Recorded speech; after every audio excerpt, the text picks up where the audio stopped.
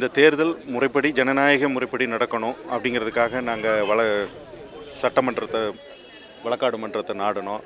சட்டத்தை துணை கொண்டு இந்த தேர்தல் நடத்தணும்னு நாங்கள் நீதிமன்றத்துக்கு போனோம். அப்போ நீதிமன்றம் அதுக்கு அந்த ஏற்கனவே வைக்கப்பட்டிருந்த தடை விதித்து ஒரு நீதியரசர் முன்னால் இந்த தேர்தல் நடத்தப்படணும் அப்படின்னு அவங்க அரசாணை கொடுத்துருந்தாங்க. அதுபடி நீதியரசர் முன்னாடி இந்த தேர்தல் நடந்தது. முறைப்படி நடந்த இந்த தேர்தலில் வெற்றி பெற்று நாங்கள் பொறுப்புக்கு 3 மாதம் ஆகிவிட்டது.